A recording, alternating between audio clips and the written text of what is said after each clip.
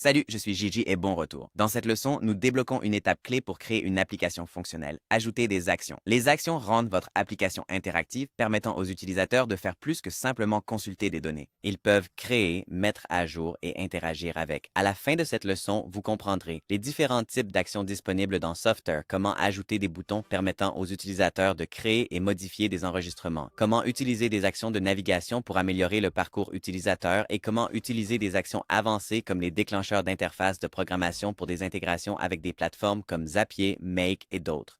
Plongeons dans le vif du sujet. Soft propose trois types d'actions principaux, chacun ayant un rôle distinct. Les actions sur les données, qui permettent aux utilisateurs de gérer les informations en ajoutant, modifiant ou supprimant des enregistrements directement dans l'application.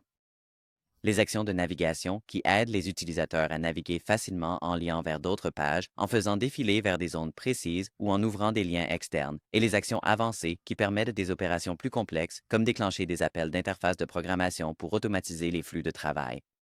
Ces fonctionnalités interactives permettent aux utilisateurs d'en faire plus avec votre application, la rendant très fonctionnelle et attrayante. Dans Software, les actions peuvent être placées de trois manières différentes. Les boutons d'action de la barre supérieure, qui sont des actions générales s'appliquant à un bloc entier. Par exemple, un bouton en haut d'un bloc de liste d'employés qui permet aux utilisateurs d'ajouter un nouvel employé, ou des actions au niveau de l'élément qui s'appliquent à des enregistrements spécifiques dans un bloc. Par exemple, un bouton de modification à côté de chaque enregistrement qui permet aux utilisateurs de modifier cet employé, ou des actions au clic qui sont des actions déclenchées lorsqu'un utilisateur clique sur un enregistrement individuel dans un bloc. Par exemple, un utilisateur cliquant sur un enregistrement redirige l'utilisateur vers une page de détails dédiée pour cet enregistrement. Comprendre où placer chaque action vous aide à structurer l'ergonomie et l'expérience utilisateur de votre application. Maintenant que nous connaissons les types de boutons d'action, voyons ce que font les actions de données. Elles permettent de gérer et manipuler des enregistrements directement dans votre application. Ces actions s'appliquent aux blocs dynamiques comme les listes, tableaux, calendriers et autres. Commençons par permettre aux utilisateurs d'ajouter un employé directement. Pour cela, sélectionnez le bouton de barre supérieure Ajouter et choisissez l'option Ajouter un enregistrement.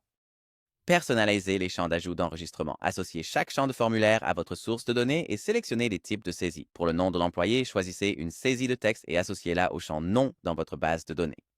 Pour chaque champ, vous pouvez définir l'étiquette qui indique aux utilisateurs à quoi sert la saisie, le texte indicatif qui guide les utilisateurs sur la façon de remplir le champ et si le champ est obligatoire ou non, ce qui garantit que les utilisateurs doivent remplir le champ avant la soumission si nécessaire. Et voilà, nous avons ajouté des actions à votre application Software. Permettons maintenant aux utilisateurs de modifier les enregistrements existants. Cliquez sur le bloc que vous souhaitez modifier et allez dans l'onglet Actions. Une fois sur place, cliquez sur Bouton d'éléments et sélectionnez Modifier l'enregistrement pour activer l'action. Comme précédemment, vous devrez ajouter les champs de votre base de données que vous souhaitez voir modifiés dans cette fenêtre. Par exemple, vous pouvez inclure un champ de texte long pour permettre aux utilisateurs de modifier la description de leur employé ou un champ de fichier pour leur permettre d'en télécharger un pour l'employé concerné. Enfin, choisissez quels utilisateurs peuvent modifier les données de votre application en allant dans l'onglet Visibilité et en définissant des règles sur qui peut voir et utiliser le bouton Modifier. Par exemple, seuls les utilisateurs connectés appartenant au groupe administrateur peuvent voir et utiliser ce bouton Modifier l'enregistrement. Cela garantit que seuls les utilisateurs autorisés peuvent modifier les données de votre application. Félicitations, votre application vient de passer au niveau supérieur. Il existe de nombreuses autres actions disponibles et je vous encourage à les explorer. Pour l'instant, passons rapidement en revue les différents types d'actions de navigation que vous pouvez utiliser. Les actions de navigation améliorent le parcours utilisateur en permettant de circuler efficacement dans votre application. Voici quelques façons d'utiliser ces éléments d'action. L'action. Ouvrir une page permet à vos utilisateurs de naviguer vers une autre page de votre application. L'action Ouvrir la page de détail ouvre une page de détail liée à cet enregistrement spécifique.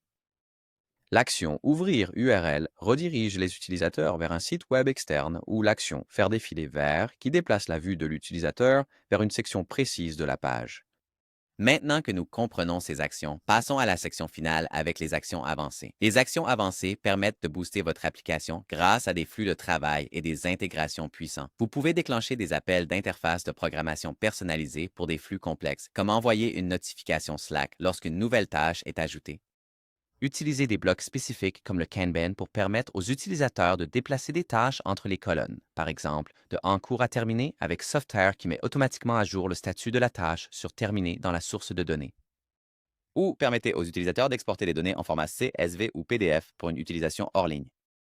Une fois vos actions configurées, testons le tout. Cliquez sur le mode Aperçu en haut à droite. Prévisualisez l'application en tant qu'administrateur via le menu déroulant en haut à gauche. Testez vos actions d'ajout et de modification configurées dans cette leçon. Vous remarquerez que Software génère automatiquement une fenêtre modale, l'une des nombreuses façons dont Software vous fait gagner du temps.